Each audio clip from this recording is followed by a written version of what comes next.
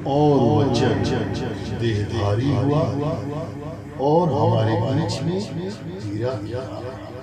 क्या तुम गए यीशु पास की मान शुद्ध हो? क्या उस लोहू में शुद्ध हुए हो?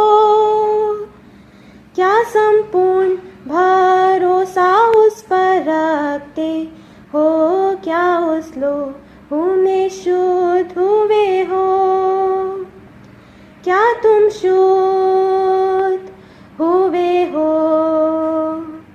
आत्मा शुद्ध करने हालों में क्या तुम्हारा मन निष्कलंक हुआ है? क्या उस लोहू में शुद्ध हुए हो?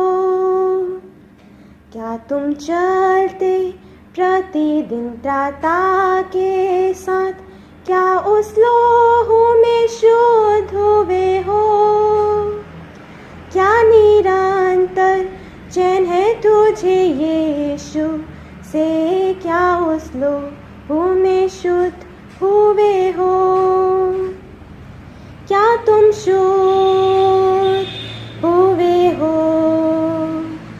आत्मा शुद्ध करने हालों में क्या तुम्हारा मन निष्कलंक हुआ है? क्या उस लोहू में शुद्ध हुए हो? क्या साफ कपड़ा होगा दुल्हा आवे जब?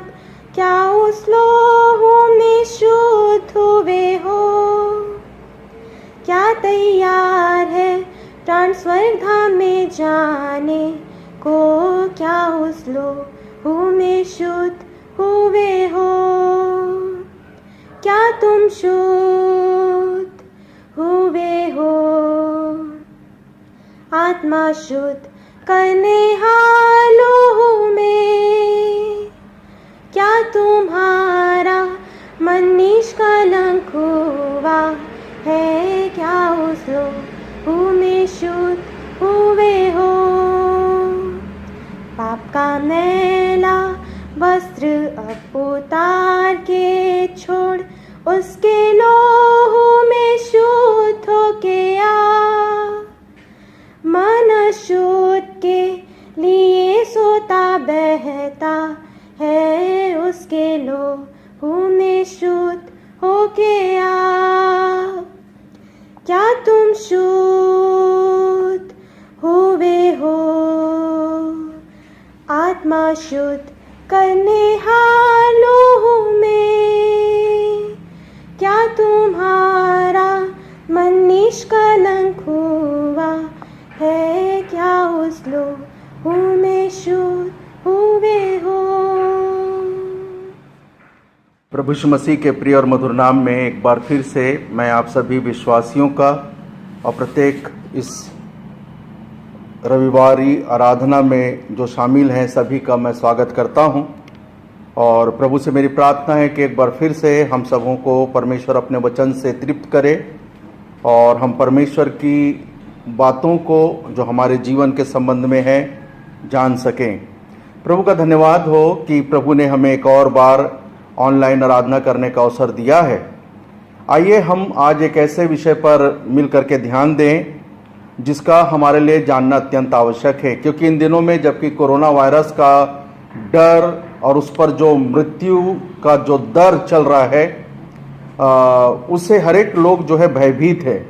और विशेष करके इन दिनों में जबकि हमारे अपने क्षेत्र में ही कोरोना वायरस फैला हुआ है, हर एक डरा हुआ है और उस डर के पीछे जो है सबसे बड़ी चीज़ है वो है मृत्यु की, कहीं वो मर न जाए। तो प्रियो, हमारे लिए अत्यंत आवश्यक है कि हम तैयार रहें और हम जिस जीवन की चाह में मसीही जीवन व्यतीत कर रहे हैं हम उसको प्राप्त कर सकें। मैं आज आपके सामने मत्ती रचित सुसमाचार उसके 22 अध्याय के 1 पद से लेकर के 14 पद तक में जैसा लिखा है आपके सामने पहले पढ़ूंगा और उसके बाद फिर हम इस पर विचार करते चले जाएंगे। कुछ इस प्रकार से लिखा है यहाँ पर, यीशु फिर उनसे दृष्टांतों में कहने लगा, स्वर्ग का राज्य उस राजा के समान है जिसने अपने पुत्र का विवाह किया, और उसने अपने दासों को भेजा कि निमंत्रित लोगों को विवाह के भोज में बुलाए, परंतु उन्होंने आना न चाहा। फिर उसने और दासों को यह कहकर भेजा, निमंत्रण लोगों से कहो, देखो मैं भोज तैयार कर चुका हूँ, मेरे बैल और पले हुए पशु मारे गए हैं और सब कुछ तैयार है, विवाह के भोज में आओ। परंतु वे उपेक्षा करके चल दिए, कोई अपने खेत को, कोई अपने व्यापार को। अन्य लोग जो बच रहे थे उसके दासों को पकड़कर उनका अनादर किया और मार डाला। तब राजा को क्रोध आया और उसने अपनी सेना भेजकर उन हत्यारों का नाश किया और उनके नगर को फूंक दिया। तब उसने अपने दासों से कहा, विवाह का भोज तो तैयार है, परंतु निमंत्रित लोग योग्य नहीं ठहरे, इसलिए चौराहों पर जाओ और जितने लोग तुम्हें मिले सबको विवाह के भोज में बुला लाओ। अतः उन दासों ने सड़कों पर जाकर क्या बुरे क्या भले जितने मिले सबको इकट्ठा किया और विवाह का घर अतिथियों से भर गया।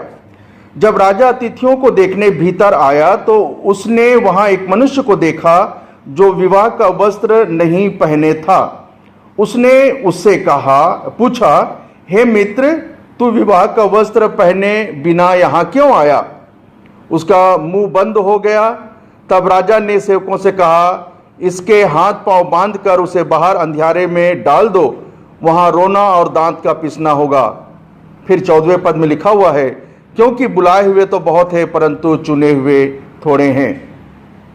आज हम जो हैं यहाँ पर जिस प्रकार से एक शादी का माहौल दिख रहा है, और यहाँ पर न्योताहारी तो नहीं आए हैं, लेकिन उसके बाद जो है वे लोग जिनको बुलाया नहीं गया था अंततः उन्हें भी बुलाया गया के संबंध में लिखा हुआ है, और हम इस बात को देखते चले जाएंगे। हम देखते हैं कि जब बुलाए हुए नहीं आए तो जो पहले नहीं बुलाए गए थे, बाद में जो जिनको चौक चौराहों से और अन्य जगहों से इकट्ठा किया गया, उनसे विवाह का घर पूरी रीति से भर गया। और उसके बाद फिर हम इस बात को पाते हैं कि वहां पर सारे के सारे लोग केवल एक व्यक्ति को छोड़ करके विवाह के कपड़ा को पहना हुआ था, विवाह का वस्त्र पहने हुए था। और जब राजा वहां पर आया तब फिर उससे बातचीत करता है।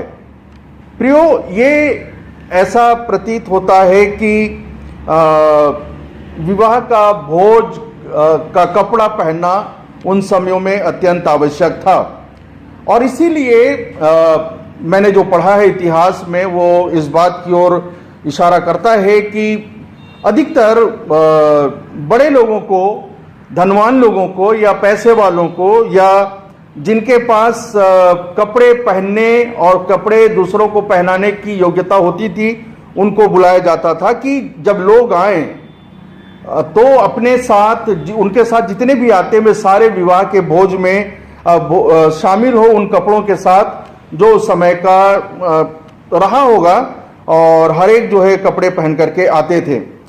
अब ये तो यीशु मसीह के समय में एक दृष्टांत की बात है, लेकिन इसके पीछे स्वर्गीय विवाह और भोज का भी वर्णन है जो कि हमको मिलता है प्रकाशित वाक्य की पुस्तक उसके 19 अध्याय के 7, 8 और 9 पद में। प्रकाशित वाक्य की पुस्तक उसका 19 अध्याय 7, 8 और 9 पद। आओ हम आनंदित और मगन हों और उसकी स्तुति करें, क्योंकि मेमने का विवाह आ पहुंचा है और उसकी दुल्हन ने अपने आप को तैयार कर लिया है।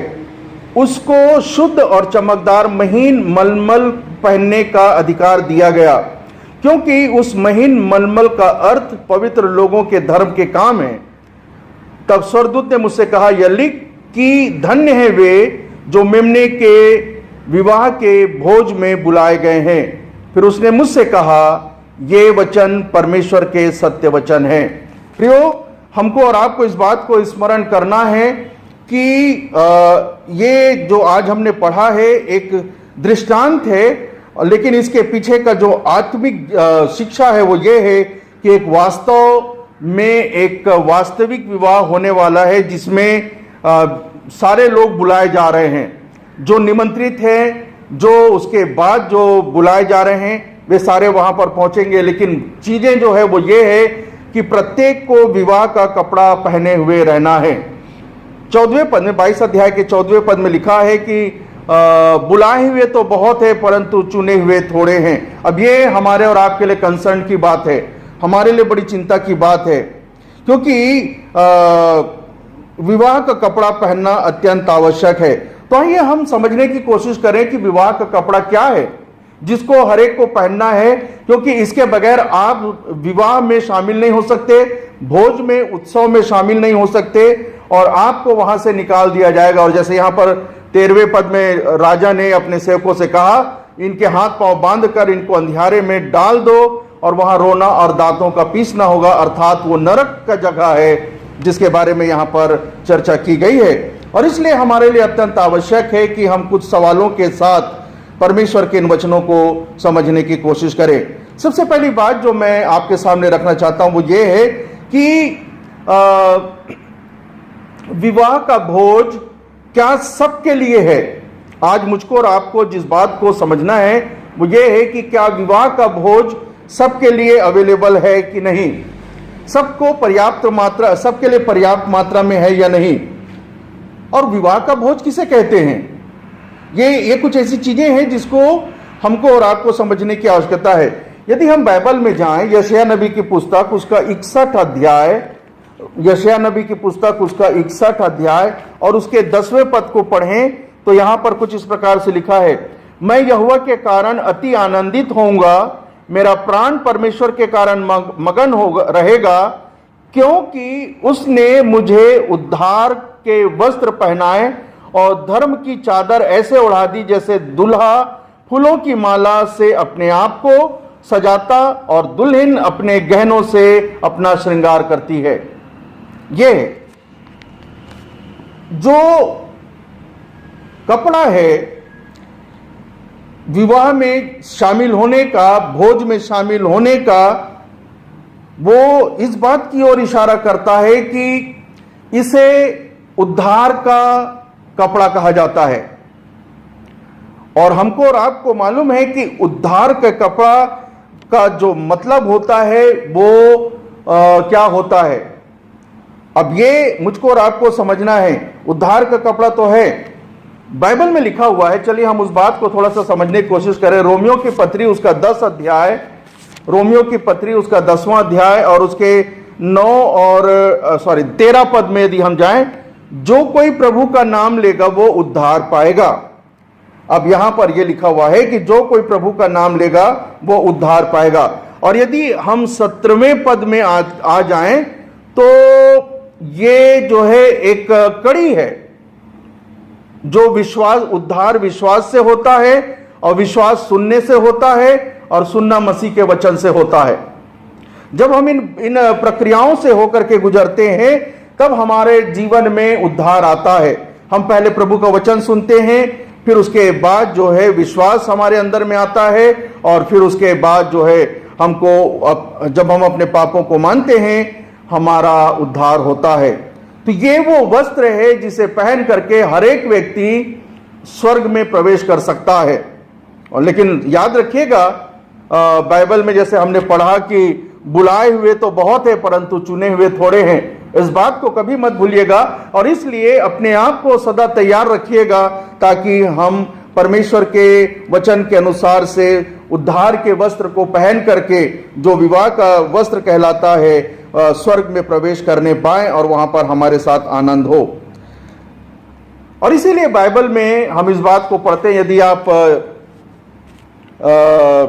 इब्रानियों की पत्री उसके 3 अध्याय में आए और उसके 15वें पद को पढ़ें तो लिखा है कि यदि आज तुम उसका शब्द सुनो तो अपने मन को कठोर मत करो। प्रियो, हमारे लिए अत्यंत आवश्यक है आज जो है विश्वास की बातें, अर्थात परमेश्वर का वचन चारों तरफ बहुतायत से प्रचारा जा रहा है। हमारे पास कल का समय नहीं है, क्योंकि कल किसने देखा है, आज तो आज यही है। जो भी चीजें हैं वो आज है। और इसलिए परमेश्वर का वचन कहता है, आज यदि तुम उसका शब्द सुनो तो अपने मन को कठोर ना करो। लेकिन क्या करें, मनुष्य हैं, हमारे अपने तरीके हैं। और बाइबल में यदि हम जा करके पढ़ें तो बहुत सारी जगहों पर आप पाएंगे कि लोगों ने परमेश्वर के वचन को सुनना ना चाहा। यदि यशायाह नबी की पुस्तक उसके 42 अध्याय में हम आए, यशायाह नबी की पुस्तक उसका 42 अध्याय और उसके 20 पद को यदि हम पढ़ें तो यहां पर कुछ इस प्रकार से लिखा है, तू बहुत सी बातों पर दृष्टि करता है परंतु उन्हें देखता नहीं, कान तो खुले हैं परंतु सुनता नहीं। ये हम मनुष्यों की दशा है। हमारे कान तो खुले हैं लेकिन हम परमेश्वर के वचन को सुनना नहीं चाहते। हम, या दूसरे शब्दों में कहें कि कई एक बार हम सुनी अनसुनी कर देते हैं। यदि हम परमेश्वर के वचन को नहीं सुनेंगे तो विश्वास कैसे होगा, और यदि विश्वास नहीं होगा तो हम अपने पापों से पश्चाताप कैसे करेंगे, और यदि पापों से पश्चाताप नहीं करेंगे तो फिर हमारा उद्धार कैसे होगा, और यदि हमारा उद्धार नहीं होगा तो फिर हम स्वर्ग में उस दूल्हे के विवाह में, उसके भोज में कैसे शामिल हो सकेंगे। हमारे लिए सोचने की बात है। यदि हम प्रेरितों के काम में आए, उसके 28 अध्याय में चले जाएं, प्रेरितों के काम उसका 28 अध्याय और उसके 27 पद को यदि हम पढ़ें तो वहां पर भी कुछ इस प्रकार की बातें लिखी हुई। 27 पद में, क्योंकि इन लोगों का मन मोटा और उनके कान भारी हो गए हैं।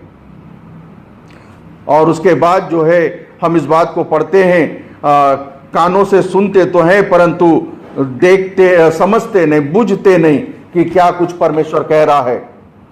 आज ये दशा है हमारी।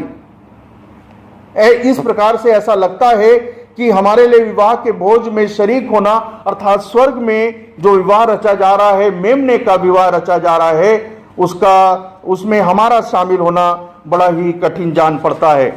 और ये बातें प्रभु ने आज हमें इसलिए बताना चाहा है कि हम अपने आप को तैयार कर लें कि वास्तव में हम मेमने के विवाह में शरीक हो सकेंगे। तो चलिए हम ये बात जान ले कि विवाह का भोज प्रत्येक के लिए, विवाह के भोज का कपड़ा प्रत्येक के लिए अवेलेबल है, उपलब्ध है, हर व्यक्ति इसे प्राप्त कर सकता है। और वो परमेश्वर के वचन को सुनने, विश्वास करने, पश्चाताप करने, उद्धार पाने से हमको मिलता है, जिसके द्वारा से हम परमेश्वर के भोज में जो मेमने का कर रहा है शामिल हो सकते हैं। दूसरी बात गारमेंट के संबंध में या कपड़ा के संबंध में, कि ये जो उद्धार का कपड़ा और धार्मिकता का चादर है, ये स्वीकार है परमेश्वर को। इसके बगैर कोई भी वहां पर स्वर्ग में उपस्थित नहीं होगा। ये हर एक किसी के लिए है और इसको परमेश्वर ने स्वीकार किया है। इसको वो कहता है कि यही वो कपड़ा है जिसके द्वारा से तुम स्वर्ग में जा सकते हो। और इसके संबंध में मैं कुछ बातें कहना चाहूंगा प्रियो, कि ये कपड़ा हमारे लिए स्वीकार तो है, लेकिन हमको इसको और आपको पहनना है। यदि हम फिलिपियों की पत्री उसके 3 अध्याय में आए, फिलिपियों की पत्री उसका 3रा अध्याय और उसके 8 और 9 पद को यदि हम पढ़ें तो वहां पर कुछ इस प्रकार से लिखा हुआ है, वरन मैं अपने प्रभु यीशु मसीह की पहचान की उत्तमता के कारण सब बातों को हानि समझता हूं, जिसके कारण मैं सब वस्तुओं की मैंने हानि उठाई है और उन्हें कूड़ा समझता हूं, जिससे मैं मसीह को प्राप्त करूं और उसे उसमें पाया जाऊं, न कि अपनी उस धार्मिकता के साथ जो व्यवस्था से है, वरन उस धार्मिकता के साथ जो मसीह पर विश्वास करने के कारण और परमेश्वर की ओर से विश्वास करने पर मिलती है। परमेश्वर ने ही इस कपड़े को दिया है और वो चाहता है कि हर कोई इस कपड़े को पहन करके परमेश्वर के पास शामिल हो जाएं। भजन संहिता की पुस्तक 132 अध्याय, भजन संहिता की पुस्तक उसका 132 अध्याय और उसके 9वें पद को यदि हम देखें तो यहां पर लिखा है, तेरे याजक धर्म के वस्त्र पहने रहें। अब ये खास बात है मेरे और आपके लिए, क्योंकि बाइबल में स्पष्ट लिखा हुआ है, तेरे याजक धर्म के वस्त्र पहने रहें, उतारे ना। क्योंकि आज जिस तरीके से हम बात को समझने की कोशिश कर रहे हैं, हमें नहीं मालूम कि प्रभु यीशु मसीह अर्थात मेमने का विवाह का दिन कब आ जाएगा और इसलिए हम तैयार रहें, वस्त्र पहन करके तैयार रहें। जैसे कि हम 10 कुंवारियों के बारे में पढ़ते हैं, दूल्हा के आने का समय उनको मालूम नहीं था। वो सब प्रतीत तो ऐसा हुआ कि सबने तैयारी कर ली है और सब तैयारी के साथ आए, लेकिन हम पाते हैं कि 5 की तैयारी अधूरी थी और 5 की तैयारी पूरी थी। जिनकी तैयारी पूरी थी वो आने का समय नहीं था, उनको समझ में नहीं आ रहा था, अचानक दूल्हा आया और 5 जिनके पास पूरी तैयारी थी वो उनको लेकर के चला गया, क्योंकि उनकी कुप्पी में तेल रहा था और उनका जो कुप्पी का तेल भरा हुआ था और वो उनके दिए जल रहे थे, और इसलिए दूल्हा उनको लेकर के चला जाता है। यदि हम पहला पत्रस 2 अध्याय चले जाएं, पहला पत्रस उसका 2 अध्याय, तो वहां पर एक बात हमारे और आपके जीवन के लिए लिखा हुआ है। उसके 9वें पद को हम पढ़ेंगे। पहला पत्रस 2 अध्याय और उसका 9वां पद कुछ इस प्रकार से लिखा है, पर तुम एक चुना हुआ वंश और राजपद अधिकारी, याजकों का समाज और पवित्र लोग और परमेश्वर की निज प्रजा हो, इसलिए कि उसने तुम्हें अंधकार में से अपनी अद्भुत ज्योति में बुलाया कि उसके गुण प्रकट करो। प्रियो, हमने बाइबल में पढ़ा, भजन संहिता में, तुम्हारे याजक धर्म के कपड़े पहने रहें और हम वो याजक हैं। पतरस कहता है तुम याजकों का समाज हो जो प्रभु यीशु मसीह पर, उसकी बातों पर विश्वास करते हो। उसको पहने रहना है मुझको और आपको। हम लोग हैं, यदि हमारी तैयारी पूरी ना रहे तो फिर बड़ा मुश्किल हो जाएगा हमारे और आपके लिए। कैसे हम परमेश्वर के उस कपड़े को जो धार्मिकता का है, जो धर्म का है, पहने रहे और वो साफ सुथरा रहे, क्योंकि इसका साफ रहना अत्यंत आवश्यक है।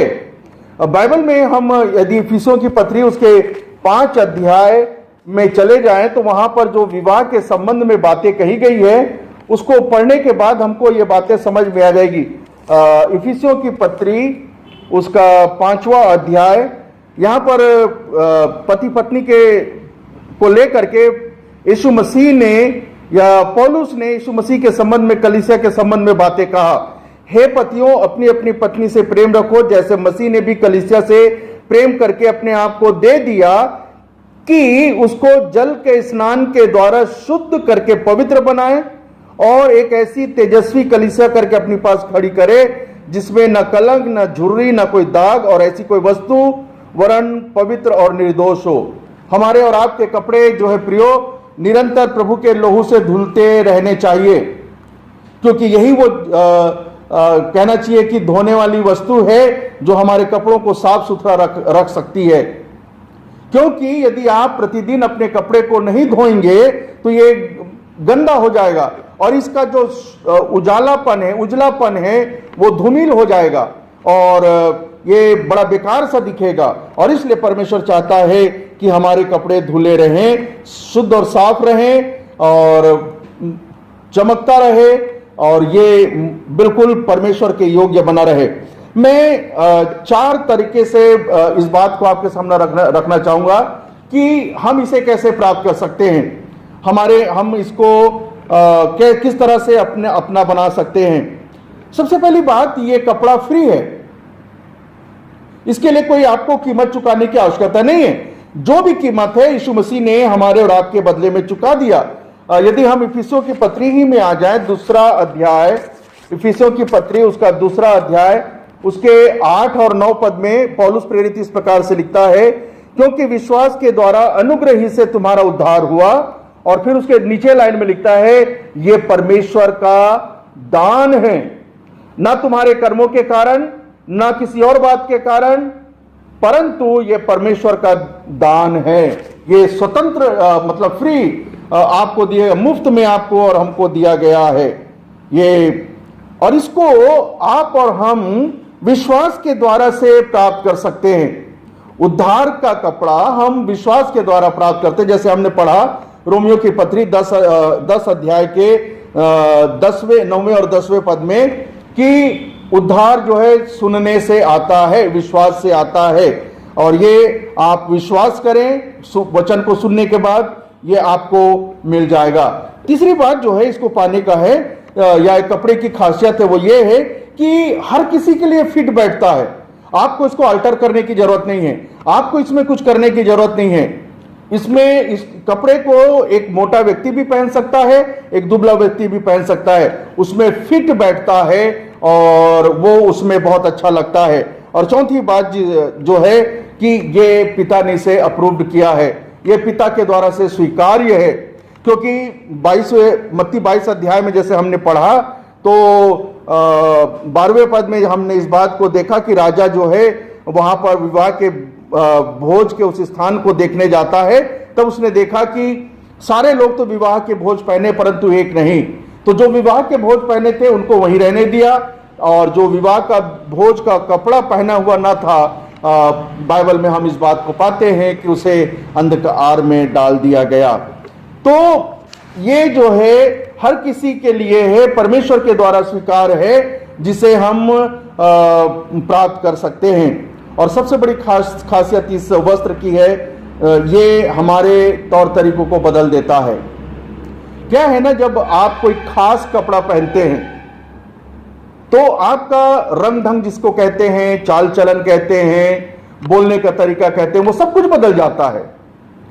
और एक उद्धार पाया हुआ व्यक्ति जब दुनिया में फिर से अपने आप को प्रकट करता है यीशु मसीह को पा करके, तो बाइबल हमें इस बात को बताती है कि उसके बोल बदल जाते हैं, उसके तरीके बदल जाते हैं, सभी प्रकार से उसका अपना वातावरण बदल जाता है और वो एक नया व्यक्ति नजर आने लगता है।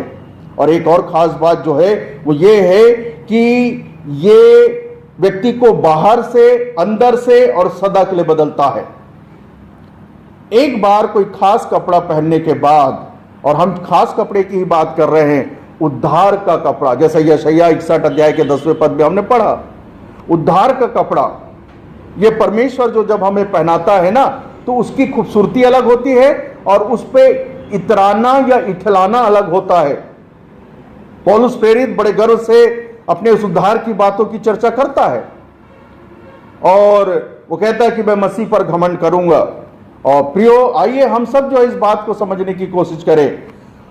हमारा मात्र उद्देश्य ये है कि हम स्वर्ग के जीवन में प्रवेश करें और उस बड़े भोज में शामिल हों जो परमेश्वर ने तैयार किया है अपने पुत्र अर्थात यीशु मसीह अर्थात मेमना के विवाह के लिए।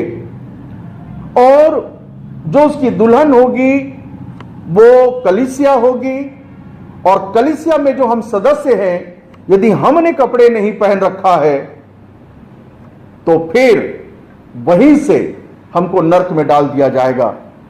बात बहुत सीरियस है और इसलिए आइए हम इस बात को समझने की कोशिश करें कि हमें विवाह के भोज का कपड़ा पहन करके तैयार रहना है, ताकि जब विवाह का समय आए, बुलावा आए, और जैसे हम इस बात को अपने संसारिक शादी के तरीकों से जानते हैं कि दुल्हा स्वयं आकर के अपनी दुल्हन को ले जाता है विवाह करके, तो यहां पर दूल्हा पहले आएगा अर्थात यीशु मसीह बादलों पर आएगा, अपनी दुल्हन को ले जाएगा और फिर अपने घर में अर्थात स्वर्ग में उनके अपनी दुल्हन के साथ विवाह करेगा।